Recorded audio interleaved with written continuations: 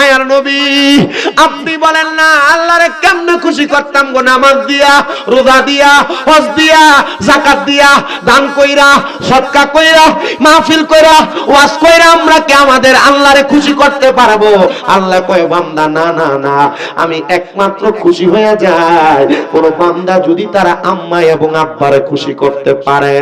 আমি হয়তো জানি কিনা জানি না, আমার এই বিবেকে আছে কিনা আমার বিবেক বুদ্ধ হচ্ছে না, তবে একটা কথা আমি বলতে পারি, বাংলাদেশের এমন কোন গ্রাম নাই, এমন কোন এলাকা নাই মা বাবার খানা নিয়ে পারাপারি হয় না, মা বাবারে খাওন খোরাক দেওয়া নিয়ে বাড়াবাড়ি হয় না, মা বাপরে সন্তান দুই তিন ভাই হইয়া আলাদা করে দেয়, জুদা করে দেয়।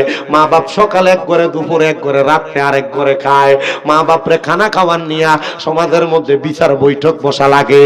ও সন্তান, তোমরা দুই তিন ভাই, চার পাঁচ ভাইরে তোমার মা বাবা একসাথে মানুষ করছে, কিন্তু তোমরা কেমনে তোমাদের মা বাপরে কষ্ট দিয়া রাখছো? তোমরা কেমনে মা বাপরে আঘাত দিয়া রাখছো? আল্লাহর কসম কইরা কইরে, শুধু আমি শামীম রে জানা, আজকের মাহফিলের পিছে হুজুররা না, যদি ব্রাহ্মণবাড়িয়া জেলার সবচাইতে বড় আলেম আইনা ওয়াজ মাহফিল করাও আর ঘরে মা বাপরে ভাত না দাও, মা বাপরে ধমক দিয়া কথা বলো, আল্লাহর কসম এমন ওয়াজ মাহফিল দিয়া কোনো লাভ হবে না। সন্তান পারলে দে, তোর পাও আমার সামনে দে, আমি আমার জিহ্বা দিয়ে তোর পা পরিষ্কার করে দিতে রাজি আছি, তবু ওয়াদা করবি এখান থেকে বাড়িতে যে মা বাবার পা গুলার মধ্যে ধরবা, ধরে বলবা মা ও আব্বা, আমি আপনারা ধমক দিছি, আপনাদেরকে খামন খোরাক দেই নাই, এখন থেকে আর আমার এমন হবে না, আল্লাহর ওয়াস্তে আমি সন্তানকে মাফ করে দেন। যতক্ষণ পর্যন্ত তোমার মা তোমার বাবা তোমার পাও না তোমারে মাফ করছে, ততক্ষণ পর্যন্ত মা বাবার পাও ছাইরো না, কারণ মা বাপ মাফ না করলে আমার আল্লাহ মাফ করবে না। সাখাতুর রাব্বি ফি সাখাতিল ওয়ালিদাইন, আম্মা আব্বার অসন্তুষ্টিতে আমার আল্লাহ তাআলা অসন্তুষ্ট থাকে। এজন্য মা বাপরে সন্তুষ্ট যদি করতে পারো, স্বয়ং আমার আল্লাহ তাআলা সন্তুষ্ট হয়ে যাবে। আমি জানি না আজকের মাহফিল কবুল হবে কি হবে না, তবে একটা গ্যারান্টি দিতে পারি, আগামী কালকে যদি দেখো আরিয়লের কোন দোকানে বৈশা কোন মুরব্বি বলতেছে, হ্যাঁ শামীম রাজার ওয়াজ শুনি না, আমার ফুতে বাড়িতে এসে আমার পায়ে ধরে মাপ চাইছে, কোন মহিলা একজন আর একজনকে বলে, হ্যাঁ শামীম রাজার ওয়াজ শুনি না, আমার সন্তান আমার পায়ে ধরে মাপ চাইছে, আমি মনে করব মাহফিল আল্লাহর দরবারে কবুল হয়ে গেছে। অনেকে চিন্তা করে হুজুর পায়ে ধরে মাপ চামু দূরের কথা, আমি দুই ঈদের সময় মা বাবার পাশ হইয়া সালামি করি না, না না না সন্তান না, মা বাবার পাশ হইয়া শুধু সালাম করা না, যদি মাঝে মাঝে সুযোগ পাও, সময় পাও, আম্মা আব্বার পায়ের মধ্যে চুমা দিবা, গুনাহ হবে না। আম্মা আব্বার পায়ে চুমা দিলে আল্লাহর জান্নাতের চৌকাঠে চুমা দেওয়া সওয়াব পাওয়া যায়। আমি জানি না আজকের মাহফিলে এমন কোন সন্তান আছে কিনা যারা তাদের মা বাবার পায়ে চুমা দিছে। আমি এই বছর কুমিল্লা আলিয়াতে কামেল ফাইনাল পরীক্ষা দিব ফিকাতে, আমি কুমিল্লা ইউনিভার্সিটিতে বাংলায় অনার্সের ফাইনাল ইয়ারে, কিন্তু জানেন বাবা আমি আমার এলেমের জোর দিয়ে ওয়াজ মাহফিল করি না। আমি একটা কথা বিশ্বাস করি, মাদ্রাসায় যখন ক্লাস 6-7 পড়ি ওয়াজে শুনছিলাম মা বাবার পায়ে চুমা দিলে আল্লাহ সম্মান বাড়ায়, দাম বাড়ায়, ইজ্জত বাড়ায়। আমি ঘুমন্ত অবস্থায় আমার মা বাবার পায়ে চুমা দিছি, এখনো মাঝে মাঝে আমার আম্মা আব্বারে চুমা দেই। আজকে 7 মাসের উপর আমার আম্মা যেন অসুস্থ, আমি মাঝে মাঝে সময় পেলে বাড়িতে যে আমার আম্মার পায়ে চুমা দেই, আমার পা গুলারে মালিশ করে দিই। আমার আম্মা অসুস্থ যখন হয় প্রথম 2 মাস আমি নিজে আমার কোনো বিছানাতে ঘুমাই নাই, মা খাটে ঘুমাইছে, আমি নিচে মার জন্য ফ্লোরিং করে ঘুমাইছি। আমি আমার আম্মার কাছে বারবার কইছি, মা গো আপনার খেদমত আমি করতে পারি কিনা জানি না, তবে এতটুকু বলতে পারি আল্লাহ তাআলার কাছে আপনি আমারে আসামি বানাইয়েন না। আমার আম্মা জান আমারে এমন এমন আদর যত্ন করে মানুষ করতে, আমি আমার নিজের গোসলের পরে পরনের লুঙ্গিটা পর্যন্ত দোয়া লাগতো না। আমার আম্মা জান আমার সব কিছু করে দিতেন, আদর যত্ন করে মানুষ করতেন। রাত্রে মাহফিল করে বাড়িতে গেলে আম্মা নিজে দরজা খুলে দিতেন। জানেননি হসপিটাল থেকে প্রথম বাড়িতে নেওয়ার পরে যেদিন আমি প্রথম মাহফিল করে বাড়িতে গেছি, আমি ঘরের দরজাতে আঘাত করার পরে আমার মা আসতেছি বইলা আমার মা কান্না করে দিছে। আমার আব্বাটা দরজা খুলে দেওয়ার পর দেয়া দেখে আমার মা চোখের পানি ফালায়া ফালায়া কান্দি। আমি জিজ্ঞাসি কান্দেন কেন? আমার মা শুধু জবাব দিছে, আগে আমি দরজা খুলে দিতাম, আল্লাহ আমার কি বানায় দিল, এখন আমি দরজাও খুলতে পারি না। সন্তানের দল, আল্লাহর দোহাই লাগে আপনাদের পায়ে হাত দিয়ে বলি, মা বাবার মতো রত্ন যদি বাইচা থাকে এখন থেকে যত্ন করেন, কারণ এদেরকে কষ্ট দিয়ে আপনি জীবনে কোনোদিন শান্তিতে বসবাস করতে পারবেন না।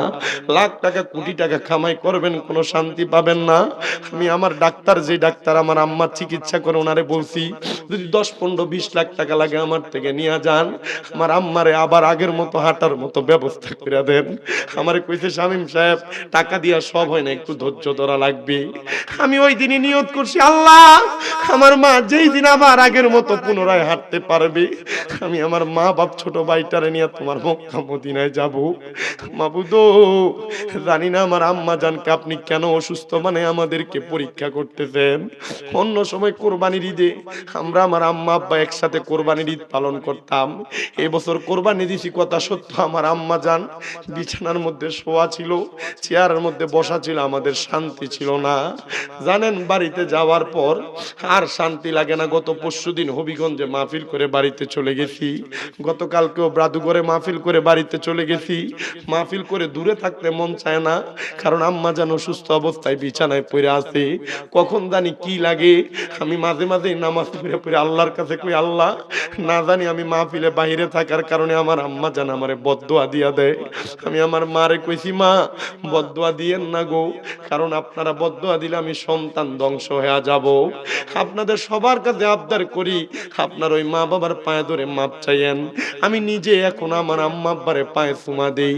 আমার আম্মা অসুস্থ অবস্থায় বেডে শোয়া, যেদিন আলগি দিয়ে উঠাইছি খানা খাওয়ানোর জন্য, আমার মার চোখটি বায়া বায়া পানি পরে জিগাইছি, কান্দেন কেন? আমার জন্য তুই কত কষ্ট করতাছস।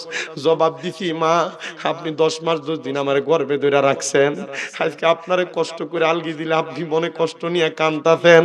আমি এতটুকু বিশ্বাস রাখি রে, যদি মা বাবার খেদমত করে তুমি দুনিয়াতে লাখ টাকা কোটি টাকার ইনকাম না করতেও পারো, কিন্তু যদি 10-20 টাকা ইনকাম করে এটাতে তুমি শান্তি পাইবা, প্রশান্তি পাইবা।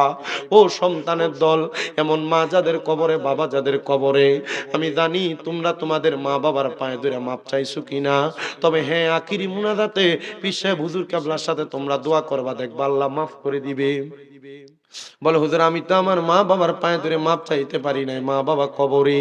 সন্তান মা বাবা কবরে থাকতে পারে, তুমি তোমার মা বাবার জন্য যখন রব্বির হামহুমা কামা রব্বায়ানি সগীরা বইলা চোখের মনি কোঠার মধ্যে একটা মাছির মাথা পরিমাণ পানি ছেড়ে কান্না করবা, ওই পানি মাটিতে পড়ার আগে আমার নবী বলেন আমার আল্লাহ তাআলা সন্তানের মা বাবার কবর আযাব মাফ করে দেয়।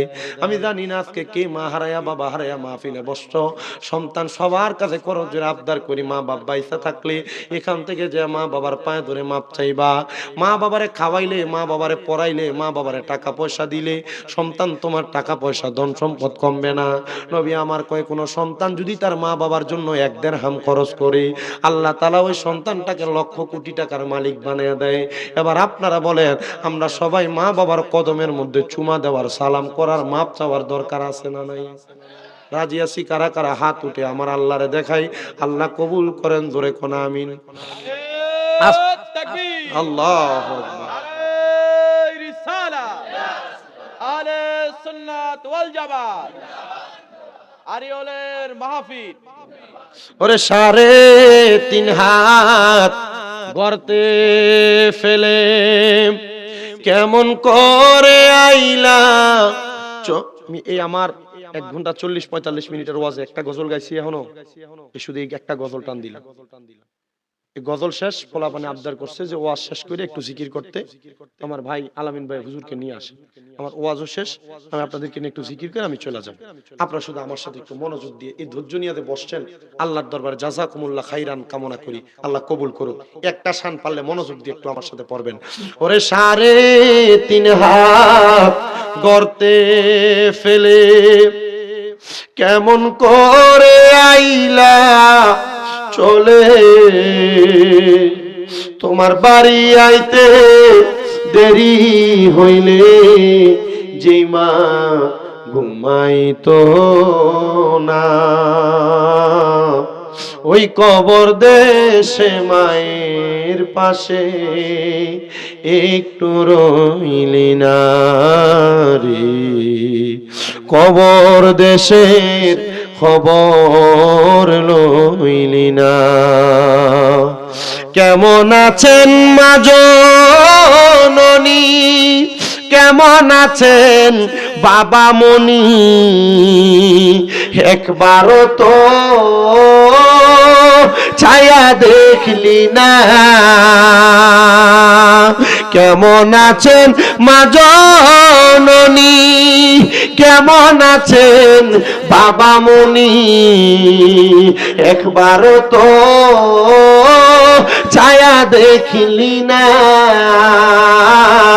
ওই মা বাবারে কষ্ট দিয়া দুনিয়াতে দিন কাটাইয়া কোনদিনও শান্তি পাবি না রে। কবর দেশের খবর লইলি না, ভালোবাসি তোমায় বাবা, বুকটা যে যাইছি রে, তোমার কথা হৃদয় মাঝে পড়ছে বারে বারে। বাবা তুমি কেমন আছো ছোট মাটির ঘরে, তোমার কথা হৃদয় মাঝে পড়ছে বারে বারে। বাবা গো ও বাবা, বাবা গো ও বাবা, দরজাটা খুলতে হে যাই ধোকা, বাবা বুঝি বলছে এলে নাকি খোকা, বুকের ভিতরটা লড়ে চড়ে উঠে, সবাই আছে শুধু বাবা নেই, শুধু মানে, শুধু বাবা নেই, শুধু মানে। আল্লাহ তাআলা যাদের মা বাবা কবরে তাদেরকে মাফ করে দিন। আপনাদের কাছে একটা আবদার করি, মা বাপ নাই কার কার হাত তোলে, টাকা সেটা নাই কার কার হাত তোলে, মা নাই বাপ নাই অথবা মা বাপ কেউই নাই, এমন থাকলে হাত তোলে না, শুধু হাত নামা। আপনাদের কাছে একটা আবদার করি, আপনারা আপনাদের মা বাবার কবর প্রত্যেক বৃহস্পতিবার আসরের নামাজের পর শুক্রবার মাগরিবের আগ পর্যন্ত যে সময়টা পাবেন, যে কোনো একটা মুহূর্তে আপনারা মা বাবার কবরটার কাছে দোয়া করবেন। বহুত মুরব্বী এখানে আছে যে হুজুর হ্যাঁ আমি আমার মা বাবার কবরের সামনে দোয়া করি, কিন্তু কবর কোনটা দোয়া করবো, মা বাবার কবরের সামনে যান কিন্তু কবর কোনটা চিনিয়ে দিতেন পারেন না, কবর কোন জায়গায় দিচ্ছেন মনে নাই, আছেন এমন বহুত মানুষ আছেন আপনারা মা বাবার কবর কোনটা জানেন না। আপনারা দোয়া করবেন। আল্লাহর হাবিব বলতেছেন দুনিয়াতে কোনো মা বাবা ইন্তেকাল করার পর সন্তান যখন দোয়া করে মা বাপ কেমন খুশি হয় জানো? একটা সমুদ্রের ভিতরে ডুইবা যাচ্ছে একটা ব্যক্তি, এই ডুবন্ত ব্যক্তির হঠাৎ নৌকা দিয়ে উদ্ধার করলে মানুষ যেমন খুশি হয়, মা বাবার জন্য সন্তান মৃত অবস্থায় মৃত হওয়ার পর মা বাবা দোয়া করলে ওই মা বাপ তেমন খুশি হয়। আল্লাহ আমরার মা বাপরে মাফ করে দেন। যাদের মা বাপ বাইচা আছে তারা মা বাবার হায়াতে বরকত দাও, যাদের মা বাপ বাইচা আছে মা বাবার খেদমত করার তৌফিক দাও। আব্বা আপনারা যারা স্ত্রীর কথা শুনা মা বাপ আপনি কাছ থেকে আসার পরে মা বাবার প্রতি একটা ধমকের সুরে কথা কোন, বউর লগে খারাপ ব্যবহার করেন, আব্বাজি আপনার মার সাথে বাজে ব্যবহার আর বাবার সাথে বাজে ব্যবহার, আপনার বাবা 10 টাকা 20 টাকা আপনার কাছে চাইয়ে চেয়ে নেওয়া লাগে। জিনাও কোনো সন্তান যদি টাকা ইনকাম করে, বাপ মা যদি বাইসা থাকে, কোনো বাবা তার সন্তানের টাকা পয়সা তার অনুমতি ছাড়া ব্যবহার করতে পারবে, কারণ সন্তানের আব্বা যতদিন বেঁচে আছে সন্তান যা ইনকাম করবে এই টাকার মালিক সন্তান না, এই টাকার মালিক কে? তার আব্বা। আপনার বাপে আমার কাছে 10 টাকা ফান খাওয়ানোর লেগে কি জানানো লাগে? সাবধান করি, সতর্ক করি, আপনার টাকার ব্যাংকটা কিন্তু আপনার স্ত্রীর কাছে, আপনি টাকাটা কামাই করে এনে আপনার বউর কাছে দিয়ে দেন, বেটটা বেটা তুই বেটা, তোর বউর অনুমতি নিয়ে বাপ মা 10 টাকা 100 টাকা খুঁজলে বউরে জিগে আর করে দেও। জিনা আম্মা আব্বার কাছে এখন থেকে চেষ্টা করবেন আম্মার কাছে ফান্ড রাখতে, কারণ মা বাবা কখনো সন্তানের ক্ষতি কইরা এই টাকা পয়সা নষ্ট করেন। কিঞ্চিত কয়েক জায়গায় দুর্ঘটনা ঘটে, বহু প্রবাসীরা বিদেশ লাখ লাখ টাকা কামাই করে মা বাবার কাছে পাঠাইছে, শুধু হুতেরে মা বাপ বিলিং করে দিয়ে দিছে, এমন কয়েকটা ঘটনা ঘটছে। ফলাফল হয়তো এগুলার বিশ্বাস কইরা মা বাপরে দিতে চায় না। অনেক সন্তানেরা মা বাপ জায়গা জমি ভাগ করে দেওয়ার সময় উমুকেরে কম দিছে উমুকেরে বেশি দিছে এটা নিয়ে মা বাবার সাথে খারাপ ব্যবহার করে না? আরে মা বাবার ইচ্ছা মা বাবা কাকে কতটুকু দিবে, আপনি মা বাবার কাছে সম্পদ পাও না নাই, মা বাপ যদি মারা যায় ওয়ারিসদার হিসেবে সন্তান সম্পদ পাবেন, কিন্তু মা বাবা জীবিত থাকা অবস্থায় মা বাবা কারে কতটুকু দিবে এটা মা বাবার ক্ষমতা। এজন্য কোন বাপ মা ইন্তেকাল করার আগে ছেলে মেয়েরা জমি ভাগ করে দিবেন। কেন? কারণ এই সন্তান জমি পাওয়ার পর আপনারে ভুলবে। কথা কি বুঝতে পারছেন? সাপটা কি একটা কাওলা জানি করা যায়, আমার মনে পড়তেছে না, এটা করে দিলে সন্তানরে ভাগ তুমি এর দূর পাইবা, তুমি এদিক দিয়ে এতটুক পাইবা, তুমি এদিক দিয়ে এতটুক পাইবা, এভাবে করে দিয়ে যাবে। আপনার মরার পর সন্তান পাবে। যদি সন্তান ভাত না খাওয়ায়, ইন্তেকাল করার আগে যদি মা বাপরে না দেখে, তাহলে সন্তানই জমি পাবে না। এভাবে ভাগ করবে, এভাবে সাপকাওলা করবে, তাইলে আপনার সন্তান আপনাকে সুন্দর মতো। তবে হ্যাঁ, মা বাবা সন্তানকে মানুষের মতো মানুষ করার দরকার আছে। কেন? কোন সন্তানরে মা বাপ যদি তার হক আদায় না করে, তাহলে এই সন্তানও বড় হওয়ার পর মা বাবার হক আদায় করবে। বলে হুজুর এটা কি লেগে বলছি শোনেন, আপনারা যে মনে করেন যে সন্তান জন্ম দিয়ে দিলেই চলে, জি না, সন্তান জন্ম দেওয়ার পর একটা মা বাবার 5টা দায়িত্ব আছে। কয়টা? আসতে কইছেন আপনারা। আমার গরম ওয়াজ শেষ, আমি আর গরম ওয়াজ করতাম না, গরম ওয়াজ কইরা শেষ চলে আসছে। এই দায়িত্বটা বুঝে, 1 নাম্বার, কোন সন্তান জন্ম নেওয়ার পর মা বাবার 1 নাম্বার দায়িত্ব তার কানে আযান দেওয়া। 2 নাম্বার দায়িত্ব এই সন্তানের 7 দিনের দিন নাম রেখে দেওয়া। 3 নাম্বার দায়িত্ব 7 দিনের দিন তার মাথার চুলটি কামাইয়া দেওয়া। 4 নাম্বার দায়িত্ব এই সন্তানের মা বাবা যদি স্বাবলম্বী হয়, তাহলে এই সন্তান ছেলে হইলে 2টা আকিকা ছাগল দেওয়া, আর মেয়ে হইলে 1টা ছাগল আকিকা দেওয়া। আর 5 নাম্বার সর্বশেষ, সন্তান জন্মগ্রহণ করার পর প্রাপ্ত বয়স্ক হইলে ওই মা বাপ তার সন্তানকে কোরআন শিক্ষা দিবে। কি শিক্ষা দিবে? কোরআন শিক্ষা দিবে। যদি আপনি না শিক্ষা দেন, আপনার সন্তানকে ডাক দেওয়া হবে, সন্তান কোরআন তেলাওয়াত করো। এই সন্তান কাল ময়দানে মাশরে কোরআন তেলাওয়াত করতে পারবে না। তখন বলবে কেন পারো না? বলে আমার মা বাবা আমারে শিখায় নাই। তখন ডাক দেওয়া হবে, সন্তানের মা বাবা সামনে আসেন। সামনে যখন আসবে, আপনি বাবারে ফুলসেরাতের এই পাড়ার ওই পাড়ে লম্বা করে শোয়াই দিবে। নাউজুবিল্লাহ নাই। এইজন্য আপনাদের সবার কাছে আবদার, আপনার সন্তানকে আপনি সর্বপ্রথম আল্লাহ তাআলার কোরআনুল কারীম শিক্ষা দিয়েন। কোরআন যে ফোলাটা পড়ে, এই ফোলা মা বাপরে ভাত না দিয়ে থাকে না। কথা কয় না। কোরআন যে ফোলা পড়ে, এই ফোলাটা কখনো মা বাবার সাথে অপব্যবহার করে না, বাজে ব্যবহার করে না, বুজ্জা ফরিন না কোরআন। কিন্তু এমন বহুত বেড়াইন দেখা যায়, কোরআন পড়ে মা বাপরে বাদ দেয় না, বোর্ডারে বিয়ে করে অন্য জায়গায় থাকে। আছে না নাই? আল্লাহ তাআলা এগুলা থেকে আমাদেরকে হেফাজত করেন। জোরে পড়েন আমিন।